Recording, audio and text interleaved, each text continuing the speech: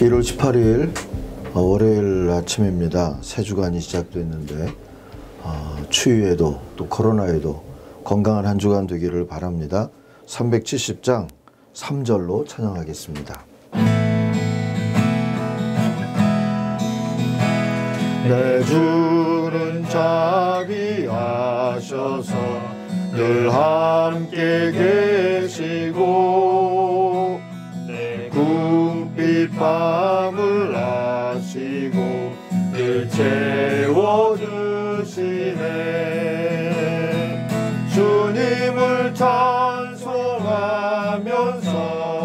할렐루야 할렐루야.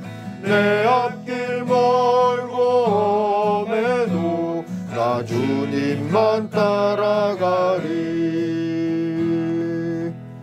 아멘. 오늘 아침 요한복음 11장 17절부터 44절까지 보겠습니다. 예수께서 와서 보시니 나사로가 무덤에 있은지 이미 나으리라. 베다니는 예루살렘에서 가깝기가 한 오리쯤 되매 많은 유대인이 마르다와 마리아에게 그 오라비의 일로 위문하러 왔더니 마르다는 예수께서 오신다는 말을 듣고 곧 나가 맞이하되 마리아는 집에 앉았더라. 마르다가 예수께 여짜오되 주께서 여기 계셨더라면 내 오라버니가 죽지 아니하였겠나이다. 그러나 나는 이제라도 주께서 무엇이든지 하나님께 구하시는 것을 하나님이 주실 줄을 아나이다. 예수께서 이르시되 내 오라비가 다시 살아나리라. 마르다가 이르되 마지막 날 부활 때에는 다시 살아날 줄을 내가 아나이다. 예수께서 이르시되 나는 부활이요 생명이니 나를 믿는 자는 죽어도 살겠고 무릇 살아서 나를 믿는 자는 영원히 죽지 아니하리니 이것을 내가 믿느냐. 이르되 주여 그러하외다. 주는 그리스도시요 세상에 오시는 하나님의 아들이신 줄 내가 믿나이다. 이 말을 하고 돌아가서 가만히 그 자매 마리아를 불러 말하되 선생님이 오셔서 너를 부르신다 하니 마리아가 이 말을 듣고 급히 일어나 예수께 나아가매 예수는 아직 마을로 들어오지 아니하시고 마르다가 맞이했던 곳에 그대로 계시더라. 마리아와 함께 집에 있어 위로하던 유대인들은 그가 급히 일어나 나가는 것을 보고 곡하러 무덤에 가는 줄로 생각하고 따라가더니 마리아가 예수 계신 곳에 가서 배웠고 그 발 앞에 엎드려 이르되 주께서 여기 계셨더라면 내 오라버니가 죽지 아니하였겠나이다 하더라. 예수께서 그가 우는 것과 또 함께 온 유대인들이 우는 것을 보시고 심령에 비통히 여기시고 불쌍히 여기사 이르시되 그를 어디 두었느냐. 이르되 주여 와서 보옵소서 하니 예수께서 눈물을 흘리시더라. 이에 유대인들이 말하되 보라 그를 얼마나 사랑하셨는가 하며 그중 어떤 이는 말하되 맹인의 눈을 뜨게 한 이 사람이 그 사람은 죽지 않게 할 수 없었더냐 하더라. 이에 예수께서 다시 속으로 비통히 여기시며 무덤에 가시니 무덤이 굴이라 돌로 막았거늘 예수께서 이르시되 돌을 옮겨 놓으라 하시니 그 죽은 자의 누이 마르다가 이르되 주여 죽은 지가 나흘이 되었음에 벌써 냄새가 나나이다. 예수께서 이르시되 내 말이 내가 믿으면 하나님의 영광을 보리라 하지 아니하였느냐 하시니 돌을 옮겨 놓으니 예수께서 눈을 들어 우러러 보시고 이르시되 아버지여 내 말을 들으신 것을 감사하나이다. 항상 내 말을 들으시는 줄을 내가 알았나이다. 그러나 이 말씀하오는 것은 둘러선 무리를 위함이니 곧 아버지께서 나를 보내신 것을 그들로 믿게 하려 함이니이다. 이 말씀을 하시고 큰 소리로 나사로야 나오라 부르시니 죽은 자가 수족을 배로 동인채로 나오는데 그 얼굴은 수건에 쌓였더라. 예수께서 이르시되 풀어 놓아 다니게 하라 하시니라. 아멘. 오늘 묵상의 제목이 슬픔이 변해 춤이 되게입니다. 27절을 다시 한번 보실까요? 마르다가 예수께 말하였다. 예 주님, 주님은 세상에 오실 그리스도이시며 하나님의 아들이신 줄을 내가 믿나이다. 많은 이들이 다양한 형태의 고난 가운데서 살고 있죠. 질병, 또 비극적인 사건, 사랑하는 이의 죽음, 또 여러 압박감, 인간관계의 단절, 과거의 상처에 대한 기억들 같은 것들이요. 때로는 이것들이 한꺼번에 또 달려들기도 하죠. 이런 고난에 어떻게 대응하느냐 하는 것은 우리 자신의 몫입니다. 부정하던 긍정하던 믿음으로 대응하던 두려움으로 대응하던 우리 자신의 몫이라고요. 당신은 여러분은 어떻게 하고 계시는지요? 예수가 나사로를 다시 살리신 사랑, 그리고 나사로의 누이들이 슬픔으로부터 믿음을 선택한 그 자유가 만나는 이야기는 고난에 맞서고자 하는 우리에게 희망과 용기를 더해줍니다. 잊지 마십시다. 고난은 여러분을 아프게 할 수는 있지만 여러분은 그 고난의 리듬을 선택할 수 있습니다. 이제 부활이며 생명이신 주님의 리듬에 아멘 하듯이 그렇게 걸어가리라. 이 한 해의 삶을 그렇게 다짐해 보시기를 바랍니다. 슬픔의 리듬이 자유와 춤의 리듬으로 바뀌는 체험을 하나님이 주실 줄 믿습니다. 그렇게 주님의 리듬에 발맞추어 살기 위한 팁을 하나 오늘 말씀을 붙들고 전하고자 합니다.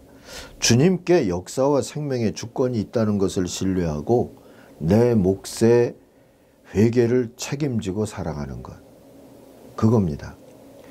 성경적이고 기독교적인 역사관에서 길어올린 팁이라고 생각해도 좋을 것 같아요. 역사의 주권은 하나님께 있죠. 역사의 주관자는 하나님이십니다. 이건 다 인정하시죠?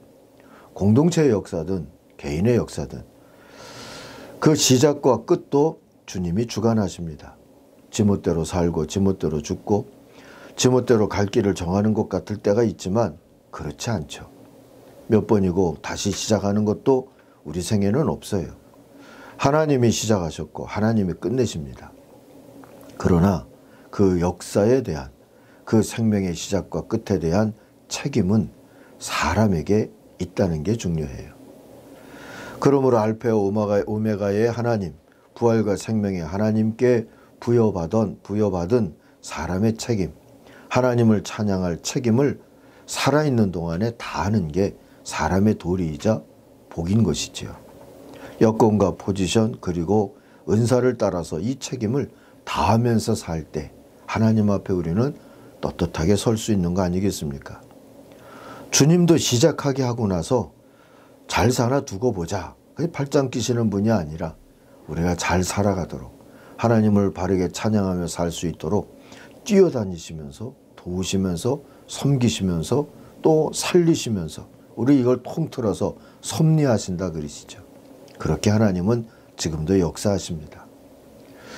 축구 경기를 생각해 보세요. 심판이 휘슬을 불면 시작하죠. 종종 문제가 있으면 휘슬을 불어서 중단시키기도 하고 또 휘슬을 불어서 아예 끝나게도 하죠. 주관은 심판이 해요.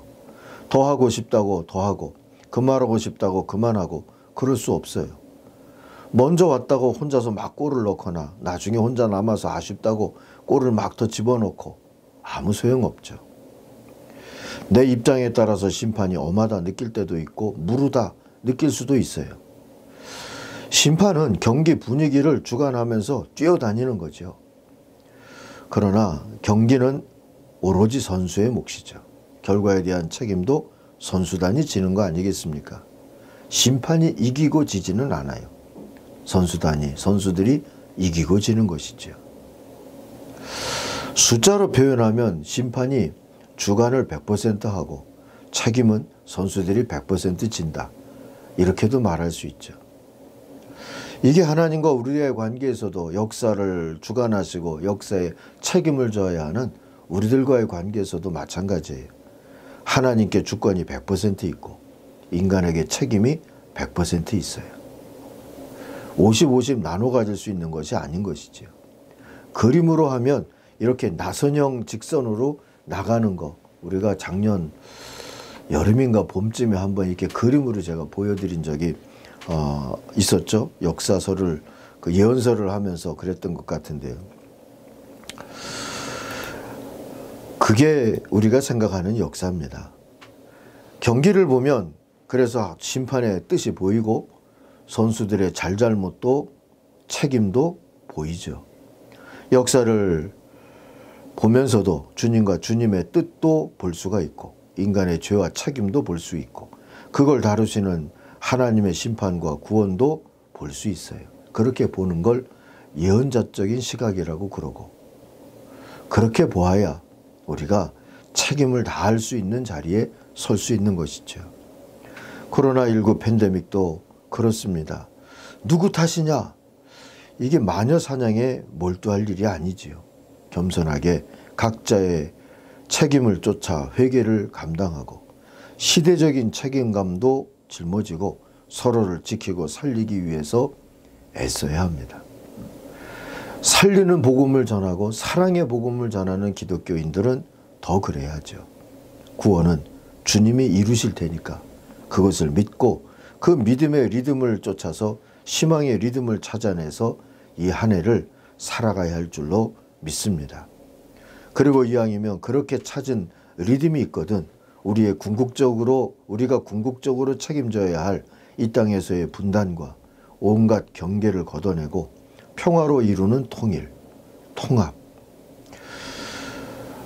그렇게 이루어지는 평화, 그걸 이루는 길로 나아가 봐야 할 일입니다. 그리고 교회는 그게 부활과 생명의 주님이 함께 일하시며 이루신 은혜라고 다음 세대와 열방에 증언하는 책임이 있다는 걸 기억하고 감당해야 할 줄로 믿습니다. 이런 소망을 가지고 여전히 광야길이지만 겸손하고 씩씩하게 주님의 인도하심과 리듬을 맞추어서 걸어가는 우리 솔팀 공동체와 성도 여러분 한 분 한 분이 되기를 간절히 바랍니다. 기도하겠습니다. 하나님 아버지, 고난 가운데 있지만 주님이 여전히 함께 계시고 이 역사를 주관하고 계시니 믿음을 가지고 주님을 의지하고 바라보면서 주님의 리듬에 맞추어 걸어가는 오늘 우리의 삶이 되게 하여 주시옵소서. 특별히 어려움 속에 처해 있는 우리 지체들, 가족들 믿음 더하여 주시고 주님을 바라볼 수 있도록 주님 희망의 은사도 더하여 주시고 필요할 때마다 회개하며 겸손하게 하나님께 구원을 청하면서 주의 도움을 받게 하여 주옵소서.